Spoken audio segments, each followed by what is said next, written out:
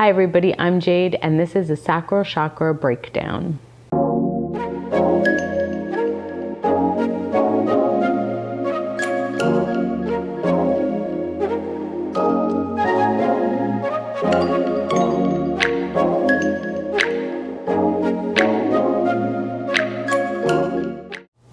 Hi everybody and happy Valentine's Day. Thank you for continuing this journey of the chakra system with me today. There are 7 primary chakras in the body, starting from the base of the spine, going up to the top of the head. And today we have landed on number 2, Svadhisthana. If you haven't had a chance yet to watch the video on Muladhara, the root chakra, and do the yoga that goes with it, please go back and do the yoga, listen to the information, and start there, because that is our foundation, that is our base, and that is how we end up where we are today, which is the 2nd chakra, Svadhisthana, translated from the ancient language of Sanskrit into the sweet dwelling place of the self. It is also called the Sacral Chakra, and it is associated with, if you can't tell by my very loud sweater, the color orange. It is also associated with the element of water. It is all about fluid movement. It is associated with our passion, our creativity, our sexuality, and our sensuality. It is the primary chakra for most creatives. If you are a creative, there is a good chance that you have a close relationship with this chakra. All people have a relationship with all the chakras. We all have all of them. We all need them to be in balance and to be operating well, but most people have 1 or 2, maybe 3 primary chakras that they operate out of. You can usually tell a person's primary chakra by their vocation or their passion or an innate talent that they have. It'll give you kind of an indication of where they're moving from, and whether you are an artist, a musician, an architect, a chef, a poet, a writer, whatever your medium of creativity, there is a high chance that you are operating strongly from this chakra. And with that comes like the highs and lows of the chakra. But anybody can have the highs and lows, the balances or the imbalances.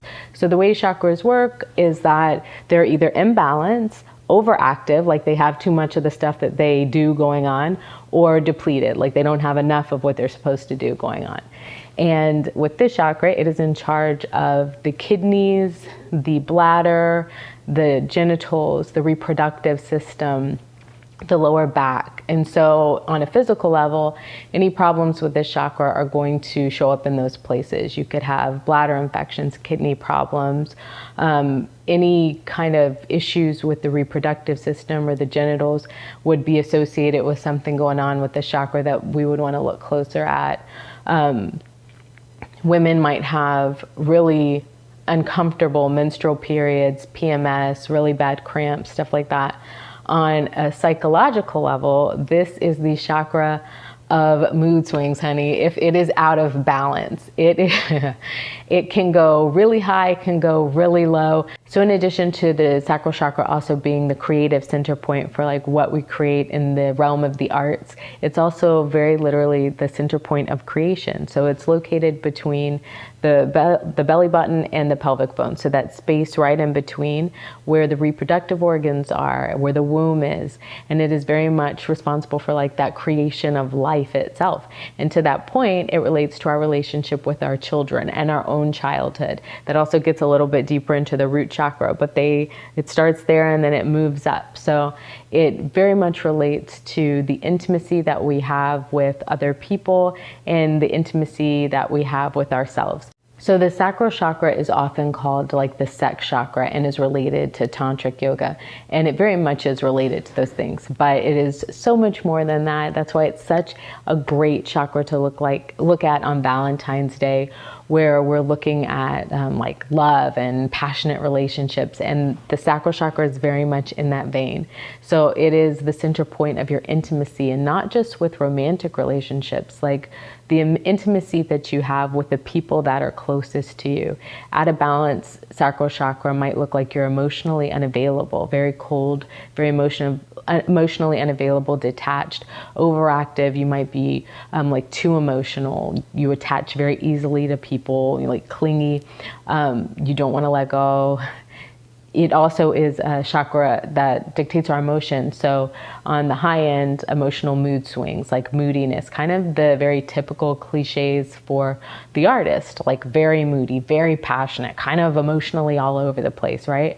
And that would sort of look like a sacral chakra that needed to be balanced a little bit. But if you balance it, will the art be as good? I don't know. This is the question. So the sacral chakra also is about pleasure, and out of balance, it could be a person who has problems experiencing pleasure, or won't let themselves experience pleasure, like restricts themselves from it, or actually can't feel it. Overactive, you would crave pleasure maybe to an unhealthy place where it might start to lean into addiction. It is also the chakra where we can start looking at like sexual addiction, addiction to drugs, addiction to alcohol, like anything that stimulates us and makes us feel pleasure, and you just kind of like take it too far. If you suspect that your sacral chakra is out of balance or depleted or overactive, there are lots of things that you can do. As the sacral chakra is related to water, water therapy is really good. So like wading in some sort of water, like an ocean or a lake. I prefer an ocean.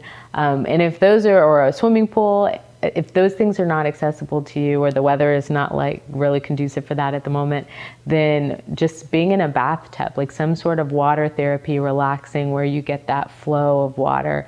Also, you know, drinking lots of water. There's also lots of information on eating for your chakra. So they're kind of color coded, right? So orange chakra, lots of citrus fruits, oranges, pineapples, yams, things that are in that orange-ish variety.